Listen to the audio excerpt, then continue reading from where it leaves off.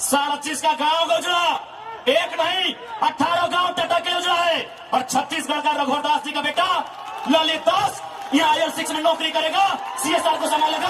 हम सवाल करेंगे, क्या बाप के तोड़ने के बदले बेटे तोड़ोगे बढ़ेगा? बाप के तोड़ने से बेटे तोड़ोगे बढ़ेगा? बाप एग्जाम पास करेगा, बेटा टीचर बढ़ेगा? तो पूर्व मुख्यमंत्री है चाहे वर्तमान राज्यपाल है, ललित दास कौन है? हमको हिसाब किताब चाहिए। उसका बाप का जमीन है क्या? 20,000 नहीं, 20 पैसा नहीं मिलेगा, 20 पैसा नहीं मिलेगा।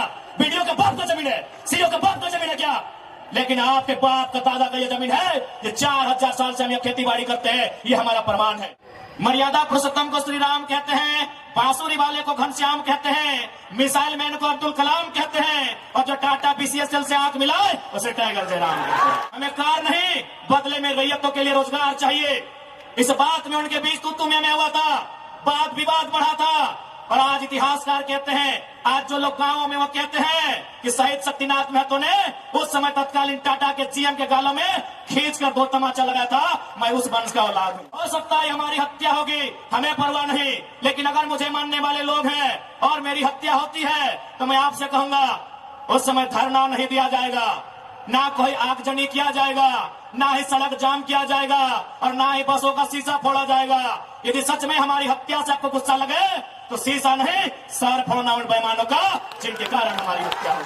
आप भी जाओ, घर की दीवारों पर लिख दो, सुनील महतो की शहादत को लिखो, निर्मल दा की शहादत को लिखो, हमारे साथ में जुल्म को लिखो, जिस SP के टाइम में जुल्म हुआ उसका नाम लिखो, जिस GM के टाइम में जुल्म हुआ उसका नाम लिखो, और अपनी पीढ़ी से बोलना, आज ना सही, आज वक्त उनका है, जिस दिन वक्त हमारा होगा हम भी उनकी आने वाली पीढ़ी से बदला लेंगे। जमशेदपुर के पूर्व सांसद अमर शहीद सुनील महतो को नमन करता हूं, वंदन करता हूं। और आज लोकतंत्र के चौथे स्तंभ के माध्यम से मैं वर्तमान राज्य सरकार से आह्वान करूंगा कि वो केंद्र सरकार से शहीद सुनील महतो की हत्या के लिए NIA का गठन हो, NIA की टीम उनकी जांच करे, उनकी मृत्यु के कारणों का खुलासा करे और तमाम अपराधियों को कटघरे के भीतर लाके खड़ा करे, ये मैं राज्य सरकार से मांग करता हूं।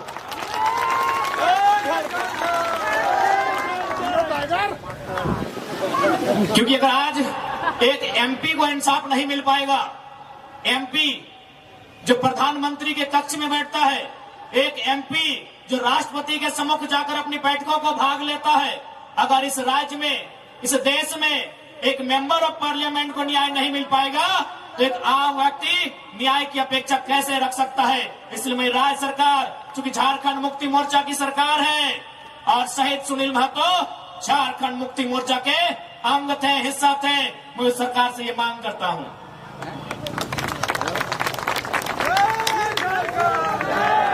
तो आज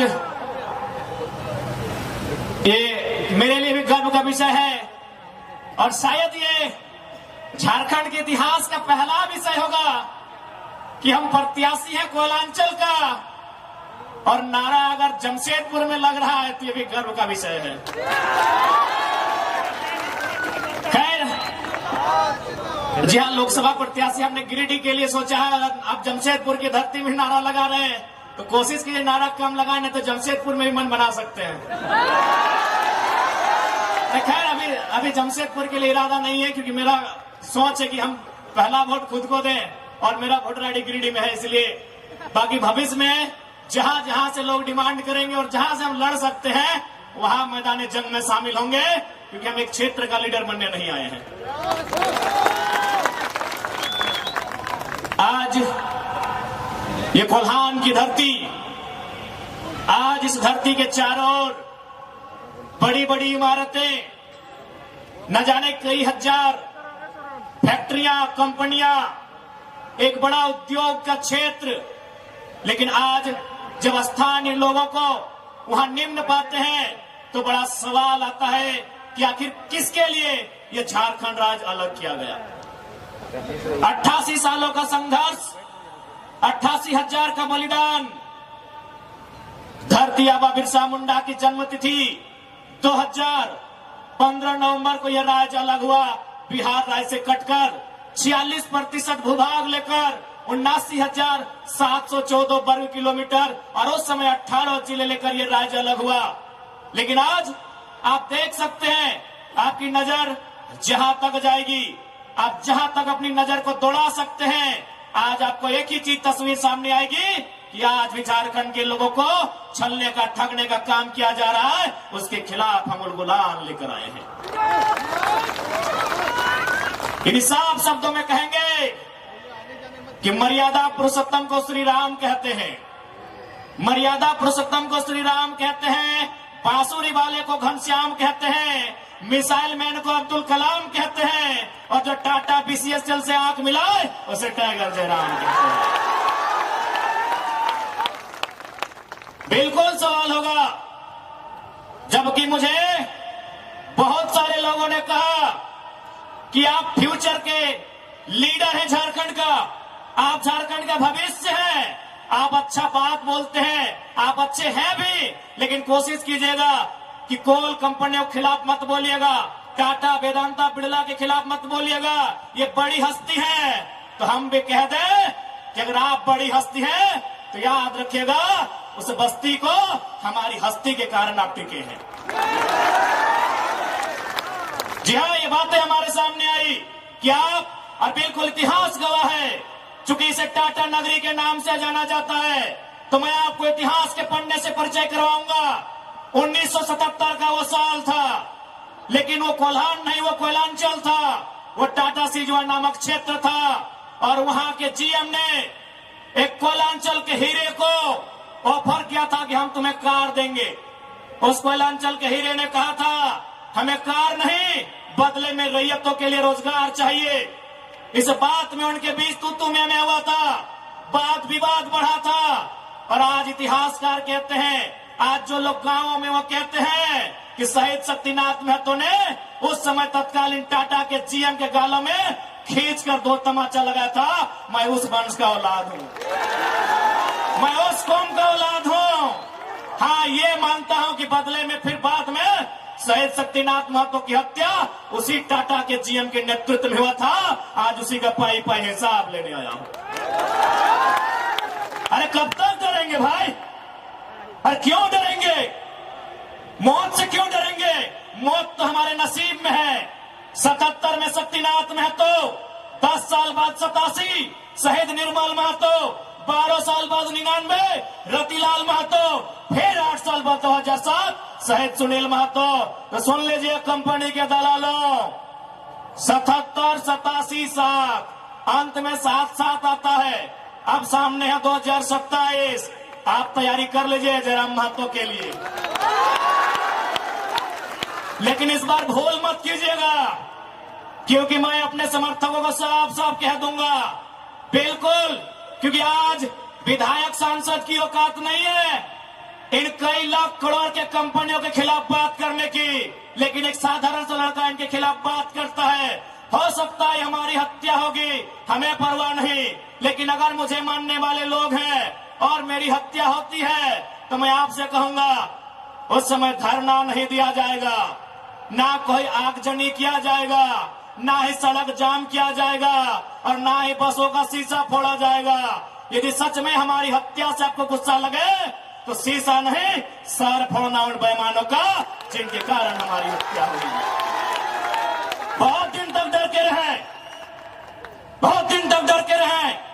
कत्ल होगा, शहादत होगी निर्मल महतो की, शहादत होगी सुनील महतो की, और टाटा में असिस्टेंट जीएम के पद पर काम करेगी एसएस की पत्नी। हम सवाल करेंगे, ये सवाल करने का हमको हक है।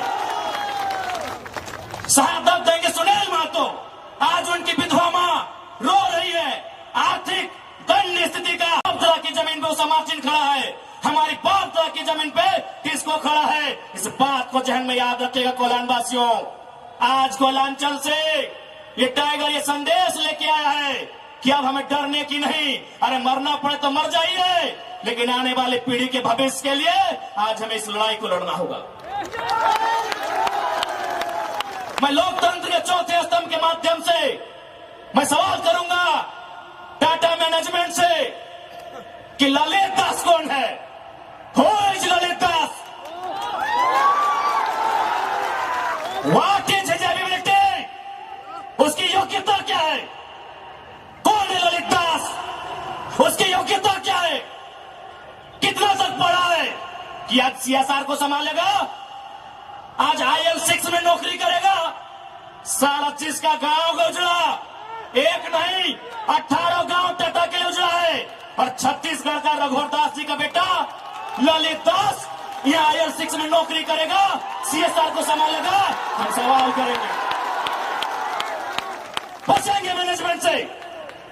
छापिए इसको हेडलाइन में कि जयराम महतो टाटा प्रबंधन से सवाल करता है, जमशेदपुर की टाटा प्रबंधन से, कि ललित दास कौन है, क्या है उसकी योग्यता। बाहर बात अच्छा मजाक बना के रख दी है। कत्ल होगा हमारा, लहू बहेगा हमारा, हमारी लहू से स्वर्णरेखा की नदी लाल होगी, हमारी लहू से दामोदर की नदी लाल होगी, और ललित दास माला माल होगा। हम सवाल भी करेंगे और बवाल भी करेंगे इस बात को लेकर।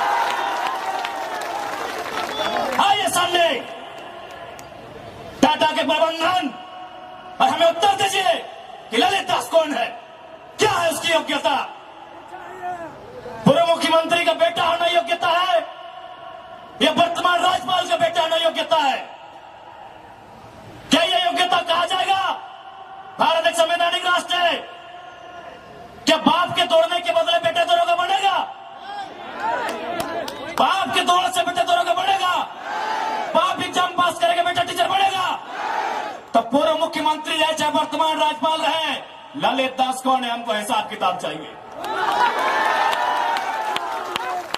आज ना ये चुनावी भाषण देने आए हैं, न राजनीति की बात करने आए हैं। एक संदेश लेके आए हैं कि कोयलांचल और कोल्हान के लोगों, हम दो हमारे दो नहीं। बिल्कुल इस भ्रम में मत रहिए, हम दो हमारे दो नहीं। तीसरा पैदा कीजिए, उसको निर्मल महतो बनाइए, उसको हथियार से लेस कीजिए। अरे कैसे लड़ेंगे आप इनसे? 20 लाख करोड़ की प्रॉपर्टी है इनकी, आप ऐसे लोगों से लड़ पाएंगे? आपका टीचर बेटा लड़ पाएगा? आपका वकील बेटा इनसे लड़ पाएगा? आपका डॉक्टर बेटा इनसे लड़ पाएगा? इसलिए आज कोल्हान और कोयलांचल, हम दो हमारे दो नहीं। तीसरा पैदा कीजिए, उसको निर्मल बनाइए और उन पैमानों से युद्ध के लिए तैयार कीजिए। आपको बचाने कोई नहीं आएगा। अरे आप किससे उम्मीद करते हैं? एसएसपी, आपको जानकारी होना चाहिए, एसएसपी टाटा का साथ देते हैं। हिंदू मुस्लिम का राइट होता है, 44 मुसलमानों की दुकान तोड़ी जाती है, उस समय धारा 144 होता है, लेकिन टाटा रातों रात रोड बनाता है, धारा 144 का कहीं जिक्र नहीं होता है। आपकी सुरक्षा कौन करेगा बताइए? कौन करेगा आपकी सुरक्षा? ये हम आप बताइए हमें, कौन करेगा आपकी सुरक्षा? आज ये डोबो का वीडियो किसी हो, कोई डोबो का सीओ है। पहले मैं कहना चाहूंगा, यहाँ बहुत सारे पुलिसकर्मी हैं जो ईमानदार हैं, उनको नमस्कार है।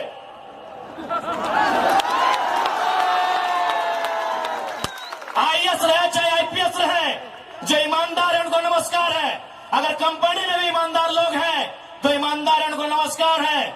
लेकिन सुनने में आया है कि डोबो का सीओ 20,000 रुपया प्रति एकड़ अपने बाप का जमीन मोटेशन करवाने के नाम पे मांगता है। ऐसे सीओ को जो डोबो का सुनने में आया है, उसको तोहमोने में लेकर डुबा दीजिए। इस बात को हम चिन्ह ठोक के कहेंगे। उसका बाप का जमीन है क्या?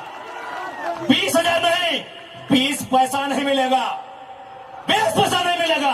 वीडियो का बाप का जमीन है, सीओ का बाप का जमीन है क्या? लेकिन आपके बाप का दादा का ये जमीन है, ये 4000 साल से हम ये खेती बाड़ी करते हैं, ये हमारा प्रमाण है। अरे आप तो दुनिया के वैज्ञानिक मान रहे हैं कि सबसे पहला इंसान सिंहभूम से निकला था। आप गर्व कीजिए अपने इतिहास पर, आप गर्व कीजिए अपने इतिहास पर। ये हम नहीं कह रहे हैं, ये दुनिया की रिसर्च की टीम कह रही है कि जब दुनिया जल में था और जल से जो मिट्टी का कण पहले बाहर आया था और सिंहभूम का इलाका था, ये दुनिया के रिसर्च टीम कह रही है। यानी ये जमीन हमारी है, ये भूमि हमारी है, और आज यहाँ हम बेगाने बन के बैठे हैं। आज यहाँ हम दर बदर की ठोकरें खा रहे हैं। आज हमारे यहाँ कत्ल किया जा रहा है और एकदम साल दर साल किया जा रहा है। 77 में, 87 में, 97 में, 7 में एकदम कंटिन्यूली हमारा कत्ल किया जा रहा है। और आज हम हाथ धर के बैठे हैं। आज हम कहना चाहेंगे, आज बिल्कुल अगर हम होते हैं निर्मल दा के समय, यदि हम होते सुनील दा के समय, कसम से आंख से आंसू नहीं बहाते, कसम से आंख से आंसू नहीं बहाते। उनकी मौत के साथ साथ और 100 लोगों को मरने के लिए तैयार करते और आंख से आंसू नहीं उनको नदी में बहाते जो उनकी मौत का कारण बने थे। हमने आंख से आंसू बहाया, हमने अनाथों जैसा अनुभव किया कि हमारे लीडर चले गए। अब रोने का समय नहीं है, अब बिलखने का समय नहीं है, इंतकाम का समय है। क्योंकि आने वाला 20 साल बाद आने वाली पीढ़ी ना वो निर्मल दा को पढ़ने का समय जुटा पाएगी, ना वो बिरसा मुंडा को पढ़ने का समय जुटा पाएगी, ना वो शेख भिखारी को पढ़ने का समय जुटा पाएगी। आने वाली पीढ़ी सवाल भी नहीं कर पाएगी। इसलिए आज आपको अपने हर एक घर से, हर एक परिवार से एक एक औलाद को, चाहे बेटा या बेटी रहे, एक एक औलाद को फौलाद बनाना होगा। ये आज मैं कोल्हान वासियों को कहना चाहूंगा।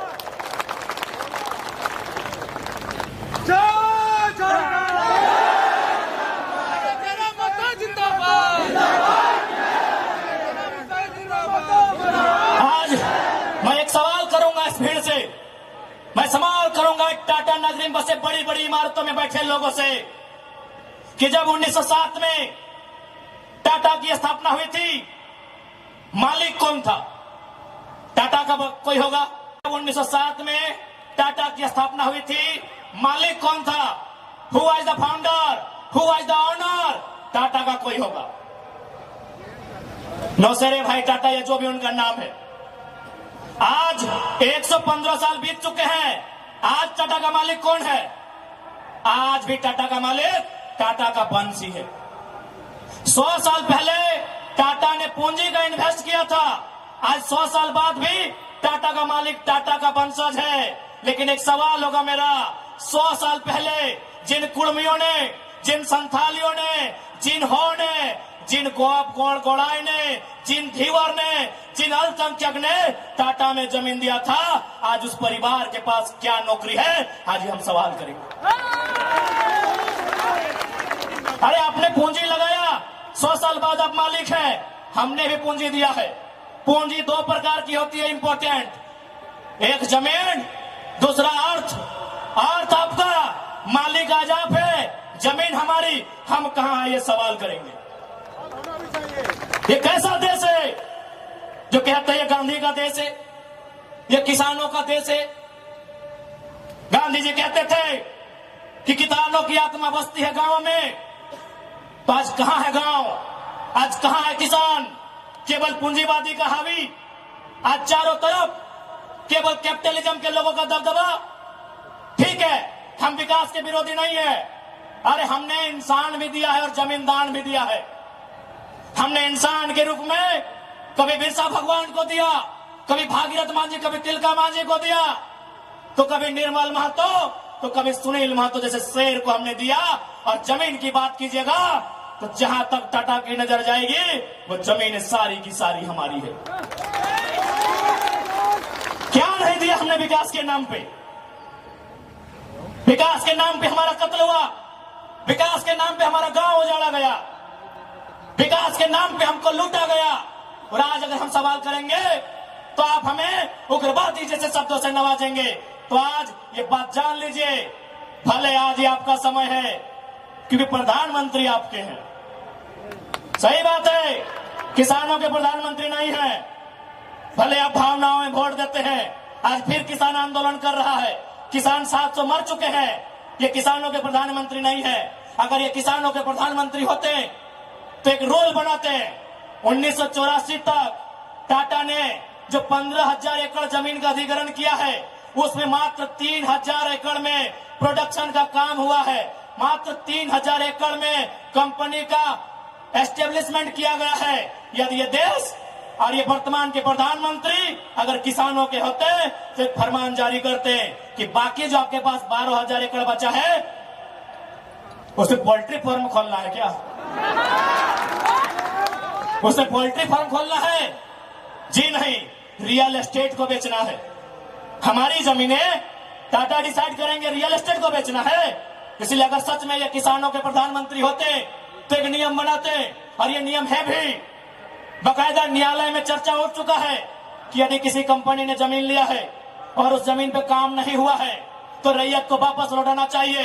टाटा ने 15,000 एकड़ जमीन लिया है, मानते हैं 3,000 एकड़ पर इन्होंने काम किया है, चलिए 3,000 एकड़ एक्स्ट्रा, अभी भी 10,000 एकड़ जमीन है जो इनके कब्जे में है, वो यहाँ के रैयतों को वापस मिलना चाहिए।